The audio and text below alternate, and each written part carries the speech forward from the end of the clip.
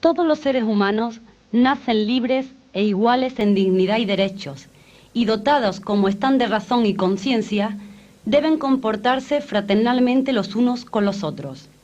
Toda persona tiene todos los derechos y libertades proclamados en esta declaración, sin distinción alguna de raza, color, sexo, idioma, religión, opinión pública o de cualquier otra índole, origen, nacionalidad o social, posición económica, nacimiento o cualquier otra condición. Todo individuo tiene derecho a la libertad, a la vida y a la seguridad de su persona. Nadie estará sometido a esclavitud ni a servidumbre. La esclavitud y la trata de esclavos están prohibidas en todas sus formas.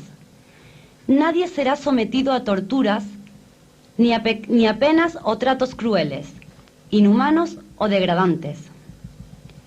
Todo ser humano tiene derecho en todas partes al reconocimiento de su personalidad jurídica. Toda persona tiene derecho a la libertad de pensamiento, de conciencia y de religión. Este derecho incluye la libertad de cambiar de religión o de creencia, así como la libertad de manifestar su religión o su creencia individual y colectiva, tanto en público como en privado, por las enseñanzas, la práctica, el culto y la observancia. Estos son, señores y señoras, algunos de los artículos incluidos dentro de la Declaración Universal de Derechos Humanos. Hoy, en Voces en la Tarde, hemos querido leerlo, porque no son solo estos, son 30, porque de alguna manera queremos darle la bienvenida a nuestro invitado de hoy, con carácter especial. Él es un hombre que ha luchado y que sigue luchando porque estos derechos se cumplan. Él es don Diamantino García. Buenas tardes. Hola, buenas tardes. ¿Qué tal?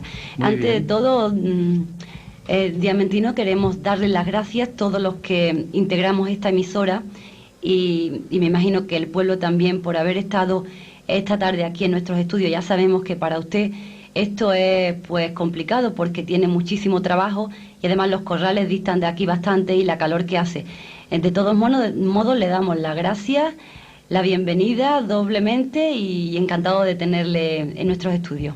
Yo estoy muy contento de estar aquí con ustedes compartiendo este rato y sobre todo teniendo la posibilidad de saludar al pueblo, a las mujeres y a los hombres, a los niños y a las niñas de Paradas, para decirles que cuenten con un amigo más. Yo he venido aquí algunas veces en algunas luchas puntuales del Sindicato de Obreros del Campo y tengo aquí buenos amigos y buenos recuerdos. Pues muy bien, Diamantino. Vamos a empezar esta pequeña entrevista, o grande entrevista, porque para nosotros es muy grande, preguntándole cómo fue su niñez según su situación familiar, social, cultural.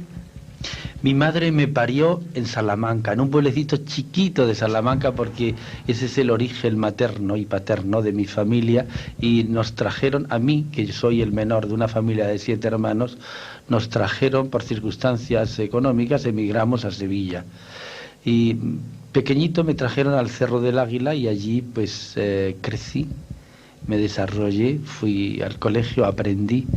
Y ahí están mis raíces y mis referencias familiares. Mi padre tenía una circunstancia económica muy estrecha. Mi madre era una persona muy inquieta, que nos metió una inquietud que todavía sigue en nosotros y hizo que, bueno, con 1000 dificultades económicas, yo personalmente pude hacer el bachiller y pude incluso matricularme en medicina hasta que se cruzó por mi camino la idea de que mi vida no me pertenecía a mí y me pasó la idea en la mente que abracé de hacerme sacerdote para entregarme a los más necesitados, y eso es lo que vengo haciendo desde entonces. ¿Cuándo siente, después de haber ya tenido esa vocación de sacerdote, cómo vive sus años allí en el seminario? Sí, yo como acabo de decirles, yo hice el bachiller y mi ilusión y la ilusión de mi familia es que yo estudiara medicina, me gustaba muchísimo, me matriculé. Pero hubo unos amigos universitarios que visitaron el instituto. En aquel tiempo yo era compañero de Felipe González y trabajábamos juntos en el Instituto San Isidoro. Incluso peleábamos juntos en tiempo del franquismo por las libertades de los estudiantes, por los derechos de los trabajadores, y tengo muchos recuerdos comunes con mucha gente que luchamos ya en aquel tiempo. Les hablo de los últimos años 50, al comienzo de los 60, hasta que se cruzaron en mi camino unos universitarios cristianos que sembraron en mi pecho la idea de que, bueno, pues que yo no había venido al mundo para engordar ni para hacer dinero, sino para servir al prójimo. En aquel tiempo estaban muy prohibidos los sindicatos, las organizaciones civiles eran absolutamente prohibidas, y yo, viendo los misioneros y viendo los sacerdotes que se entregaban en los barrios marginales, me ardió en el corazón la llama de seguir yo esos pasos, porque ya había decidido que la vida no me pertenecía, le pertenecía a los otros. Y ahí comenzó mi historia, que todavía va a medio camino. Pero mucho andado, mucho. ¿Cuándo siente usted la necesidad de estar al lado del marginado, del necesitado, por defender la justicia social, pero después ya de ser sacerdote? Pues fíjese, en la lucha esta sí, del movimiento social y cosas de eso. En el seminario no me enseñaron a estar junto al oprimido. En el seminario enseñan muchas cosas teóricas pero poco prácticas. Enseñan a ser funcionario más que compañero, obediente más que comprometido. Pero a mí me atraía mucho la idea de irme al tercer mundo. Incluso ya tenía casi las maletas hechas para irme a Chile, el Chile de Salvador Allende en aquellos tiempos. Sin embargo, unos compañeros con los que formé equipo decidieron que aquí en Andalucía también había tercer mundo, y nos fijamos en la Sierra Sur de Sevilla, plagada de jornaleros sin tierra, de temporeros sin trabajo, y decidimos hablar con el obispo de Sevilla para que nos mandara a la Sierra Sur a vivir a pelo entre la gente. Y fue viviendo entre la gente. Lo primero que yo hice cuando llegué a los corrales fue darme cuenta cómo la gente cargaba penosamente las maletas y las cajas de cartón, la jaula del pájaro y la bombona del butano en los tractores, y se iban de cortijo en cortijo, de temporada en temporada. El que arrancaran a los niños de la escuela para recoger garbanzos o trabajar a destajo en los algodones me llegó tan a lo vivo que me sentí ridículo en el despacho parroquial. Y yo me pregunté, que tenía entonces 24 años, que qué podía hacer yo en un pueblo como ese, en el que el 95% no tenía trabajo, era medio analfabeto y tenía que sufrir una vida cruel. Y fue que decidí hacerme jornalero con los jornaleros. Me borré de la nómina de curas, le escribí una carta al obispo diciéndole que no quería saber nada a nivel económico y que iba a ser cura gratuitamente, porque iba a vivir de lo que vivía la inmensa mayoría de mi pueblo, es decir, de la intemperie, de la temporalidad, de las campañas. Me apunté en la Seguridad Social Agraria, me monté en el primer tractor que salió. Me fui a Francia un año, otro año, así hasta 20 años he estado yendo pues a Francia, a los espárragos, a los hoteles, a trabajar he trabajado de todo como la gente de mi pueblo y he sufrido las vejaciones. Es ahí en esa lucha, en un cortijo cuajado de ratas por las noches, que teníamos que encender radio casé para ahuyentarlas, y a lo mejor despreciado por el amo, que era de comunión diaria, pero que no concebía que el cura estuviera allí, pues abriéndole los ojos a los trabajadores y sufriendo con los que sufren. Ahí es donde yo adquirí la conciencia que no me habían dado en el seminario, porque la conciencia se adquiere junto a los explotados, y en el seminario no había explotados sino privilegiados. Qué gran humanidad. Nos deja de verdad con la boquita abierta, porque que una persona esté viviendo en el seminario eso, el poder estar en en una parroquia con tranquilidad, viviendo con su sueldo cada mes, ¿no? Y decir, yo no quiero mi sueldo, yo me voy con los trabajadores, eso es una decisión fuerte. Bueno, ¿y qué hacía mientras la parroquia cuando usted estaba en las campañas de vendimia o de espárragos, cosas de esas? Bueno, pues los curas vecinos siempre han sido muy buenos compañeros y yo les dejaba la llave y les decía hacer ustedes lo urgente y ellos comprendían que el que yo hubiera decidido acompañar y vivir como la gente del pueblo, como la inmensa mayoría, pues era tan necesario que ellos me sustituían. Y la gente del pueblo al principio se escandalizaba y decía, pero ¿cómo el cura? Y le daba vergüenza muchas veces cuando íbamos en trenes de vendimiadores y había que salir en defensa del tren que estaba con retraso, o de los váteres que estaban atascados, o de la frontera cuajada de policías que nos trataban a golpe de látigo. Bueno, pues había que salir en defensa y decían, ¿quién es ese muchacho? Y les daba vergüenza decir que era el cura del pueblo porque pensaban la gente de los corrales al principio que cómo será ese pueblo que hasta el cura se tiene que ir a trabajar. Pero cuando vieron que yo servía para trabajar y cuando vieron que yo servía para luchar y para dar la cara, sintieron orgullo de que yo me fuera con ellos y que yo asumiera con ellos la lucha que he mantenido hasta este momento. Pues qué bien, y estarán contentísimos con usted de tener, bueno, más que un cura, un amigo. Claro, yo estoy muy contento porque yo allí he madurado en la fe, he aprendido mucho más que en mis años de estudio, porque la vida enseña mucho más que los libros. ¿Siente usted que de esta manera está cumpliendo el Evangelio? Intento cumplirlo. Sería una presunción decir que estoy cumpliendo el Evangelio. El Evangelio es exigente.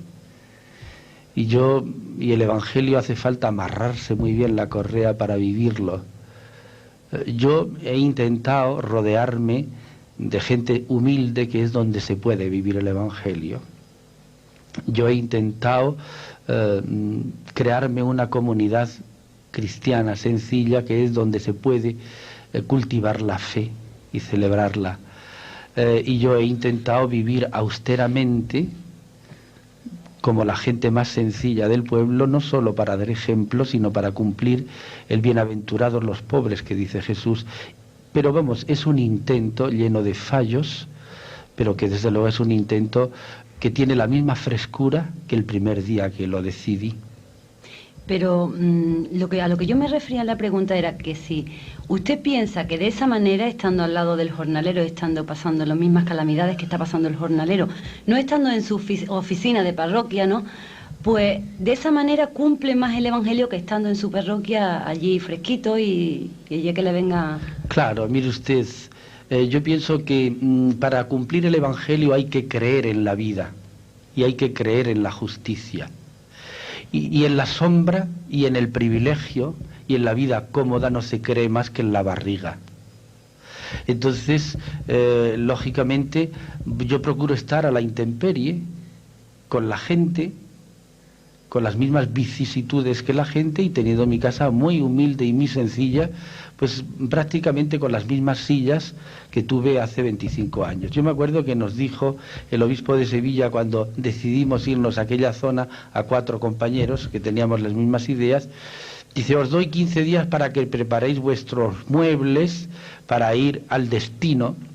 Le dijimos, nosotros no necesitamos nada más que media hora para cargar en un triciclo lo que nos hace falta, una cama, una mesa, una silla, etcétera, dice el obispo.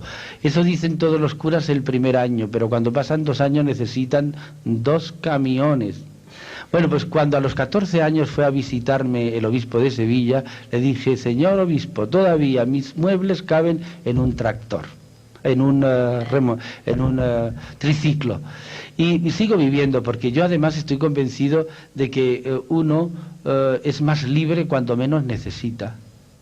Y además se vive muy bien cuando uno ya coge la técnica de decirle no a la sociedad de consumo y de decirle sí a la vida, pues es estupendo. Por otra parte, yo entiendo que para poder uno predicar hace falta vivir.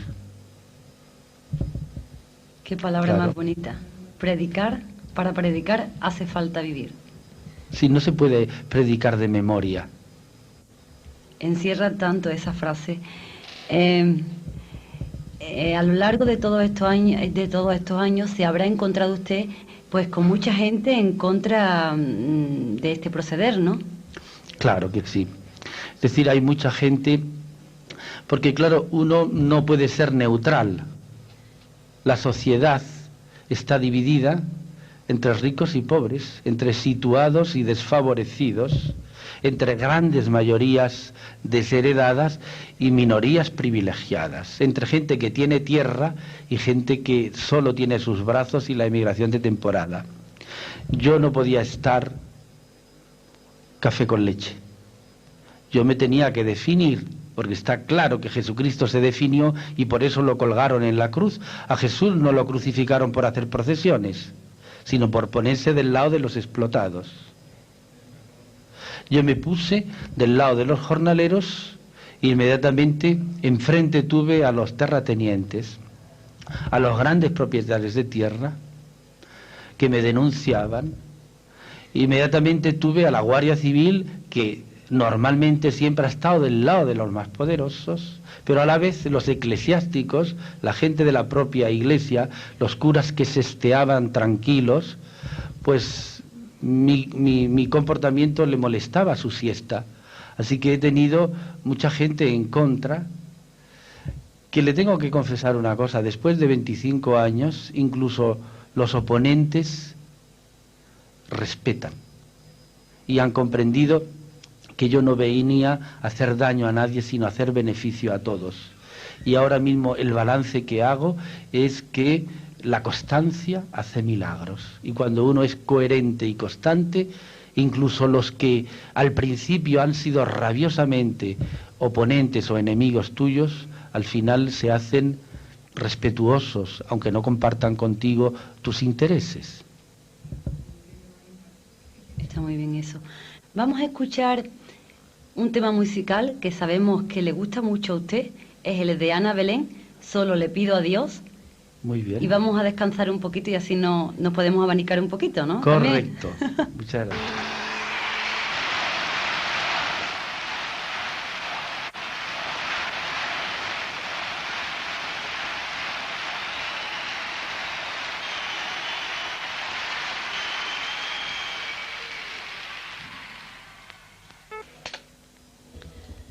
Retomamos inmediatamente el tema después de haber escuchado esta preciosa canción de Ana Belén, que dice tanto en su letra. Y otra curiosidad que bueno, yo personalmente tengo, ¿no? ¿Qué experiencia, o sea, qué sacó o qué experiencia ha tenido después de haber convivido con los trabajadores? Yo he convivido y sigo conviviendo con los trabajadores, y la experiencia que saco es que el mundo es muy injusto. La inmensa mayoría de los trabajadores viven en condiciones de vida muy duras, en Andalucía especialmente los trabajadores del campo, los jornaleros. Andalucía es una tierra rica habitada por hombres pobres, ahora mismo recolgados del subsidio de paro agrario, cautivos de un gobierno que no ha sabido dar solución a los problemas de esta tierra rica, y seguimos siendo la Cenicienta, lleno de cenicientos y cenicientas que recorren todos los pueblos de nuestra bonita y interesante región. La segunda experiencia, la segunda constatación, porque la primera es eso, la situación de los trabajadores es muy injusta. La segunda constatación es que los gobiernos se suceden con discursos falsos, con promesas que no llevan a cabo y que siguen tomándole el pelo a los oprimidos para conseguir el voto y seguir mandando. Constato que a los gobiernos les interesa más permanecer en el poder que solucionar los problemas. Y la tercera conclusión es que una persona humanitaria y una persona cristiana decididamente tiene que estar junto a los pobres, junto a los oprimidos, si quiere vivir la solidaridad y si quiere vivir el Evangelio. El Evangelio es para todos, pero hay que vivirlo desde los de abajo, porque en los de abajo está la solución, está el camino, está la alternativa, y en la solidaridad está el camino de arreglar este mundo que tiene tanto que arreglar. Diamantino, ¿cómo le gustaría a usted que fuese esta sociedad? Pues me gustaría que fuese una sociedad justa, que fuese una sociedad igualitaria y que fuese una sociedad respetuosa con los diferentes. Es decir, me gustaría que los bienes que hay en la tierra, que son suficientes para que nadie pasara hambre, estuvieran bien repartidos. Porque si en el mundo hay gente que muere de hambre, es porque hay un grupo que en su despensa se ha apropiado del pan que les pertenece a los demás. Dios, y hablo como creyente en este momento, ha creado un mundo con recursos suficientes para que nadie pase necesidad. Y si hay gente que muere de hambre, si hay gente que padece enfermedades a causa de la desnutrición, si hay gente sin trabajo, es porque no están repartidos con justicia los bienes de esta tierra. La tierra es fértil, los hombres que la conducimos somos injustos. Yo desearía que esta sociedad fuese justa, pero además igualitaria, porque nadie es más que nadie, ni el blanco más que el negro, ni la mujer o el hombre más que la mujer, ni el intelectual más que el indocto. Es decir, nadie es más que nadie, todos tenemos la boca en el mismo sitio y todos sentimos en la barriga la misma necesidad cuando llega la hora de comer. Por tanto, todos deberíamos ser iguales. Nadie debería llamarse don ni ilustrísimo, porque todos somos soldados rasos. Una sociedad igualitaria y finalmente una sociedad respetuosa. Respetuosa porque no tenemos que ser un ejército en el sentido disciplinado de que aquí somos todos tal como marca las costumbres y las leyes que imponen ciertas castas que dominan. Es decir, ¿por qué no se respeta pues al que es diferente, al que piensa de modo distinto, al que cree cosas distintas o al que practica costumbres distintas sin ofender a los demás? Una sociedad respetuosa me parece que es como debería ser. ¿Qué empezaría usted a cambiar para llegar a esa sociedad más justa y más solidaria? ¿Por dónde empezaría? Pues lo primero que haría sería culturizar al pueblo, organizar al pueblo y crear conciencia en el pueblo, porque yo entiendo que el camino para solucionar los problemas tiene que ser el pueblo educado, consciente y organizado. La solución no viene de arriba no viene nunca nada. De arriba viene la lluvia porque antes por evaporación ha subido de abajo. La solución está abajo, y abajo está el pueblo trabajador, el pueblo sencillo, las mujeres, los hombres, los jóvenes. Yo empezaría pues culturizando al pueblo. De la ignorancia del pueblo se aprovechan los malos gobernantes que nos gobiernan, y así nos va. Así que culturizando al pueblo, organizando al pueblo, para que este pueblo sea el que marque la solución de los problemas que tenemos, del problema del paro, del problema de la juventud tan desviada y tan distraída y tan desentendida de la responsabilidad social, los problemas de la discriminación de las mujeres, el mal reparto de los recursos, todo eso desde abajo con un pueblo consciente, culto, educado y organizado. Inmediatamente después, pues quitaría a los gobernantes que tenemos, porque el mundo está muy mal gobernado. Un mundo en el que las 3/4 partes de la humanidad se muere de hambre. Un mundo en el que en Andalucía el 32% no tiene trabajo, en una tierra tan rica como la andaluza. Es un mundo mal conducido. Y no nos merecemos los gobernantes que tenemos. Entonces esos serían pasos importantes para ponernos en dirección muy distinta de la que estamos para ir solucionando esta sociedad que yo estoy convencido que tiene solución. Entonces, de más viene la pregunta que iba a hacerle Ahora, porque yo le iba a preguntar que si le parece todo esto una utopía o es algo viable. La utopía es algo necesario. Si tú no sueñas con lo imposible, no consigues lo posible. Si tú no eres optimista y tú no tienes tus alforjas cargadas de esperanza, no te mueves del rincón de tu casa. Y es necesario salir del rincón de la casa de cada uno. Y es necesario soñar. Y es necesario soñar con la utopía de una sociedad más justa, más respetuosa y más humanitaria y más igualitaria, para ir dando pasos progresivos de cara a construir un mundo más adecuado y más correcto y más humano. En definitiva, yo creo firmemente en la utopía.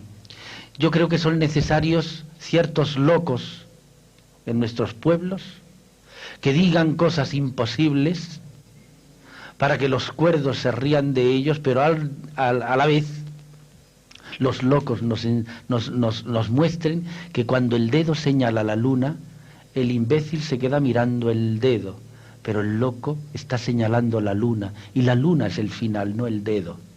Qué cosa más sabia, Diamantino. Claro, yo pienso eso. Ha vivido con el pueblo y el pueblo es sabio.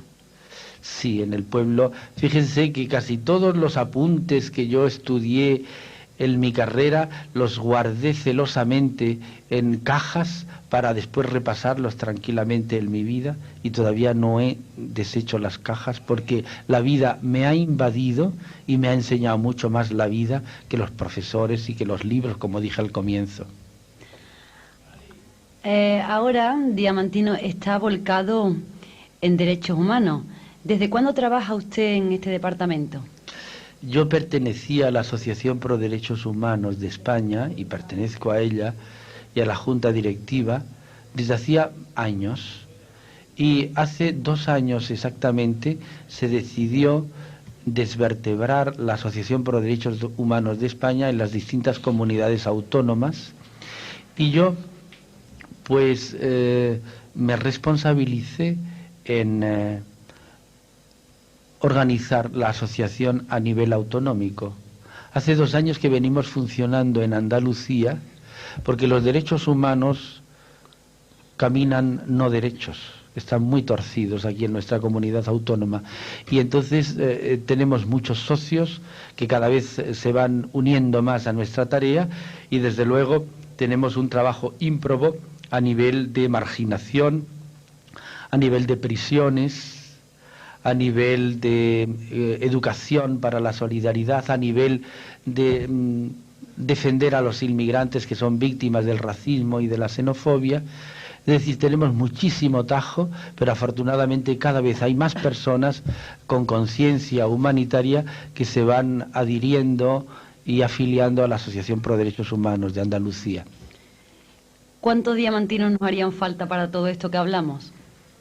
Bueno, hay muchos más de los que aparecen. A veces algunos, por distintas circunstancias, aparecemos en la prensa y somos muy conocidos o un poquito conocidos, pero yo estoy convencido de que la humanidad nunca deja ningún pueblo huérfano de personas buenas, de personas conscientes, que cuando llegan ciertas circunstancias tienen la capacidad de indicar el buen camino y de estimular a la gente. Yo entiendo que hay muchos más de los que aparecen, y yo pues no intento ser ejemplo ni banderín de enganche de nadie, sino simplemente intento con mucha humildad ser coherente con lo que creo y ser consecuente. Yo hace muchos años que descubrí que la humanidad sangraba por una herida de injusticias, todavía no se ha curado, y por tanto no estoy dispuesto a pedir la cuenta. Voy a continuar, pero pienso, porque me relaciono con muchos, no solo de aquí, de Andalucía y de España, sino de otros países, especialmente del tercer mundo, que hay mucha gente generosa. Nunca el Creador ha dejado huérfano a ningún pueblo de personas que le ayuden. ¿Cree firmemente en la humanidad y la solidaridad de las personas, aunque no lo demuestren, en algún punto de su corazón habrá algo Claro, de... el pueblo es fundamentalmente bueno. Lo que pasa es que está mal conducido. Y si únicamente por los medios de comunicación, especialmente por la televisión y por otros medios, nos enseñan a ser rivales, nos enseñan a consumir, nos enseñan a ser violentos, nos enseñan a ser dominantes, pues lógicamente las páginas de los periódicos se llenan de violencias, de dominios, de discriminaciones, y podemos sacar la falsa conclusión de que el hombre es malo y de que el hombre es lobo para el hombre. Yo entiendo que, porque vivo con mucha gente de muchos países, que el hombre fundamentalmente y la mujer son seres buenos. Y cuando se dan los aliños suficientes para que derrochen toda la bondad que hay dentro, la gente lo hace. Pero la dificultad es que tenemos malos educadores, tenemos mediocres conductores y tenemos políticos más llenos de cinismo y de hipocresía que de servicio al pueblo. Y ahí está el daño, pero el pueblo fundamentalmente es bueno, yo creo en él. Hemos venido para servir, no para ser servidos. Claro, así es, ese es. Feli nos va a poner un tema musical y inmediatamente volvemos con la conversación que tenemos con don Diamantino García. Muy bien.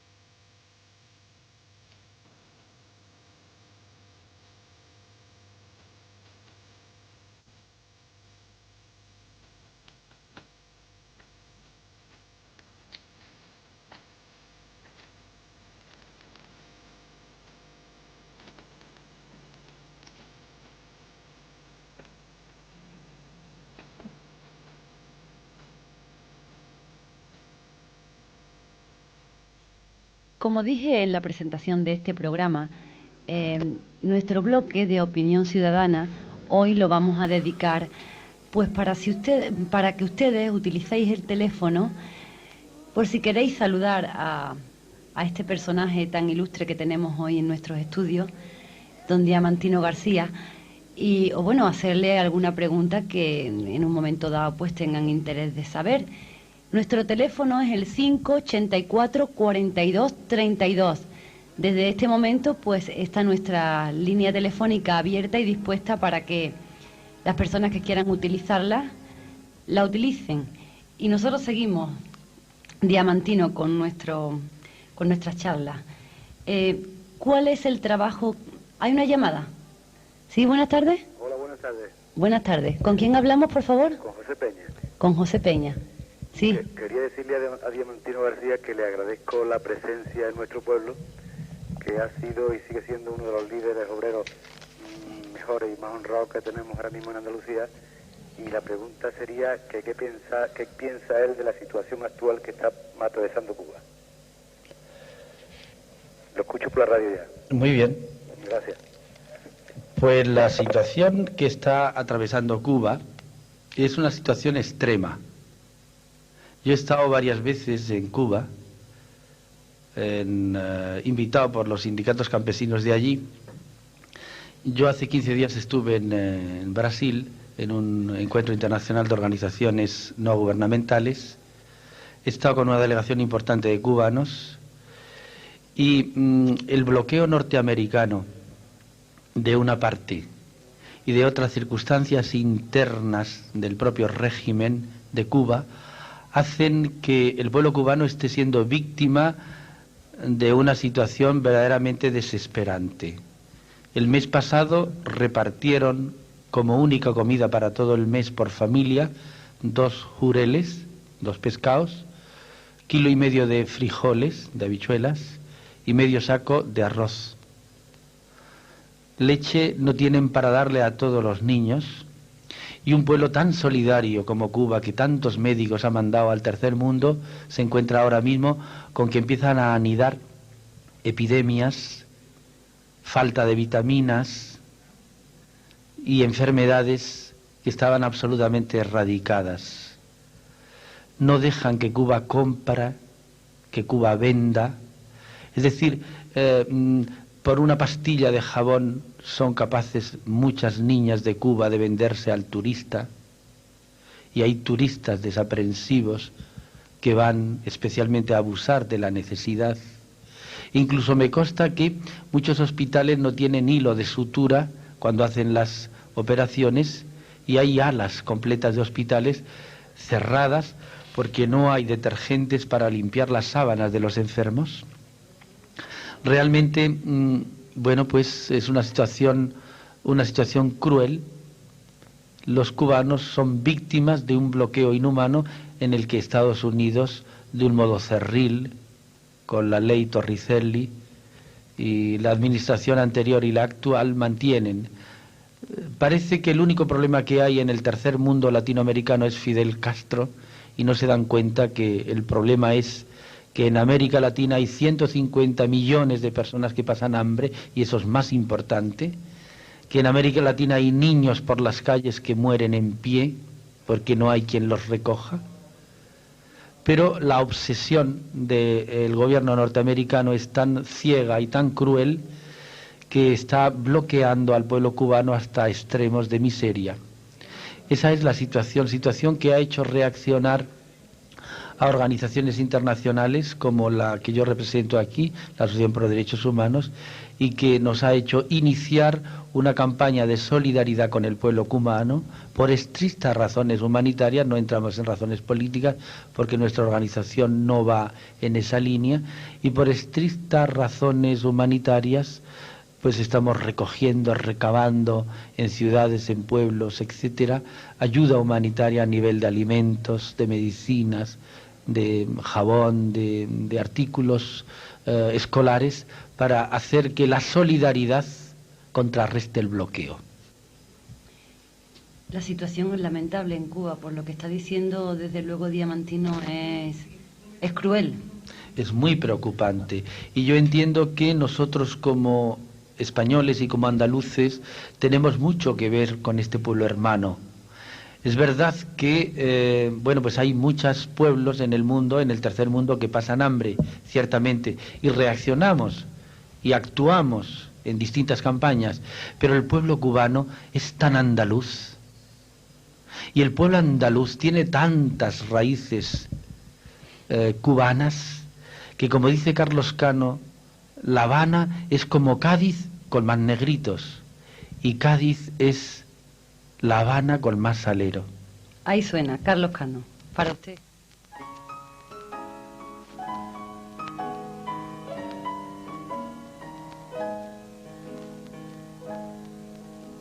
Aún recuerdo el piano de... Sí, hola, buenas tardes. Buenas tardes. Sí, ¿con ¿Qué quién hay? hablamos, por favor? Con José Rodríguez Cenizo. Ajá, vale. ¿Qué hay? ¿Quiere hablar con Diamantino? Sí, le quería hacer una pregunta. Pues adelante. Diamantino, Dígame. en primer lugar, buenas tardes y felicitarte por estar aquí en Parada. Muy bien. Necesitamos de vez en cuando que venga gente como tú a inyectarnos un poquito de sobredosis humanitaria, de la que quizás estemos todavía un poquito escasos aquí en el pueblo, pero vamos, creo que vamos avanzando un poquillo. Y te quería hacer una pregunta, y es que si es legítimo desde el punto de vista religioso que un pueblo está oprimido, se rebele incluso por medio de la lucha armada contra sus malos gobernantes. Nada más, muchas gracias, ¿eh? Muy bien. Hasta luego. Pues los grandes moralistas de la historia han dicho que contra las dictaduras y opresiones crueles y prolongadas siempre cabe la posibilidad de que el pueblo se rebele en una lucha justa. De todos modos, yo soy un gran abanderado de la no violencia activa. Mahatma Gandhi es un líder que a mí me ha dicho mucho, y yo siempre agotaría todos los medios no violentos para conseguir que se arreglen los problemas estructurales del pueblo. Es cierto que este es un deseo un poco utópico, lo reconozco, y reconozco que a veces no hay más remedio ante las dictaduras prolongadas que actuar, según nos han dicho los moralistas de la historia, pues reaccionar para detener la violencia. Recuerdo últimamente, por ejemplo, en el caso de Haití, cómo con la gran dictadura prolongada de los Duvalier, pues, y capitaneados un poco también por un sacerdote salesiano, Jean-Bertrand Aristide, el pueblo se rebeló. Y la rebelión fue pacífica, pero también hubo momentos de violencia y consiguieron desterrar a los dictadores de Haití. Desgraciadamente ha habido un golpe de Estado por unos generales nostálgicos de la dictadura, que parece que ahora, por los buenos oficios de Naciones Unidas, puede que se arregle y sea restablecida la democracia de Aristide en Haití. Les pongo a ustedes como ejemplo esto para decirles que la vida siempre es compleja, las circunstancias nunca pueden exportarse de un lugar a otro, pero si a mí me tuvieran que decir cuál es el camino y cuál es el acelerador que yo pisaría en la conducción y en la solución de las injusticias, siempre sería la educación del pueblo, la organización del pueblo y la lucha no violenta activa.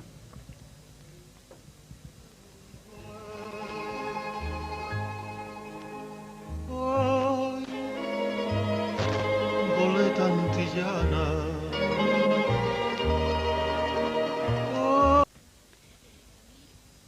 Don Diamantino, del 11 al 15 de julio estuvo usted en una cumbre que hubo en Salvador de Bahía, en Brasil.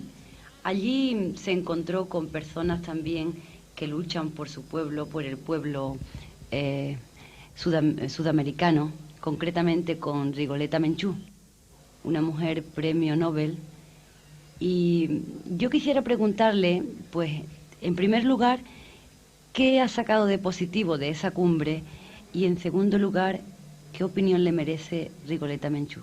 Sí, la ciudad de Salvador de Bahía es una inmensa ciudad de cerca de 3 millones de habitantes del noreste del Brasil, pues celebraba una cumbre de jefes de Estado y de Gobierno en esas fechas, a la que asistió Felipe González y el rey Juan Carlos, y todos los gobernantes de América Latina, y paralelamente Rigoberta Menchú, el Premio Nobel de la Paz, una gran indigenista, pues decidieron convocar una reunión de organizaciones populares que fuera paralela a la Conferencia Mundial de Jefes de Estado y de Gobierno.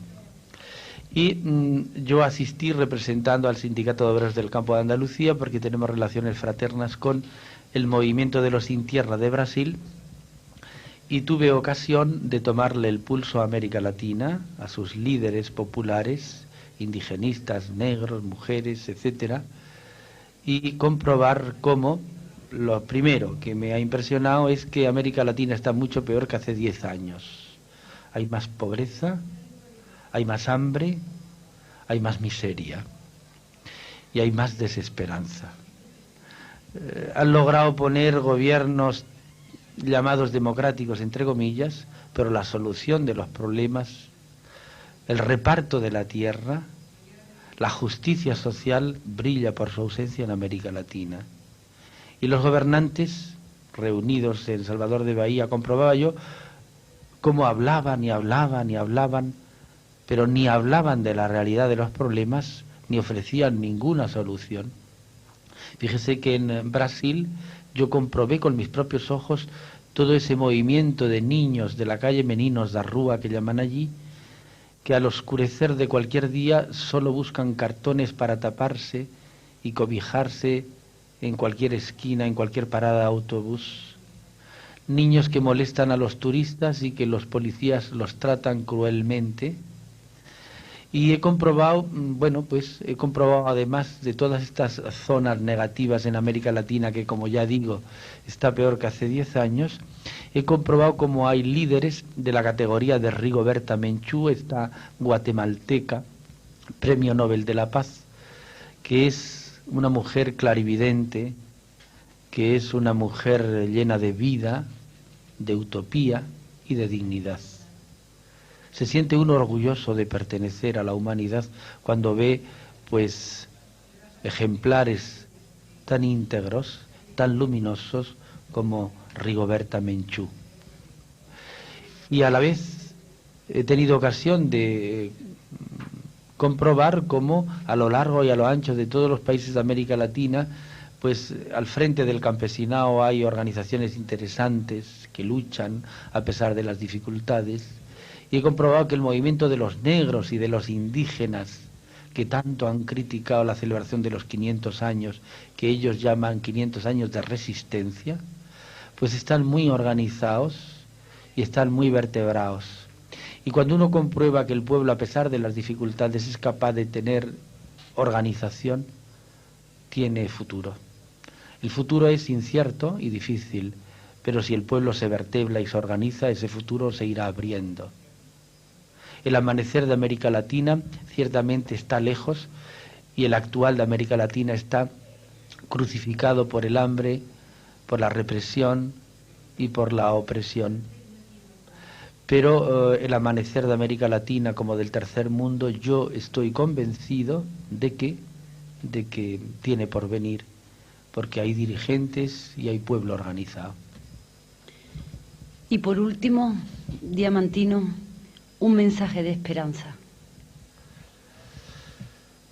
Pues yo les dije a la mitad de mi conversación que yo llevo varios años trabajando y luchando, y que yo he sacado varias conclusiones. Una, que el pueblo es bueno por naturaleza, que hay que creer y confiar en el pueblo, especialmente en los más sencillos del pueblo, en los menos prostituidos del pueblo.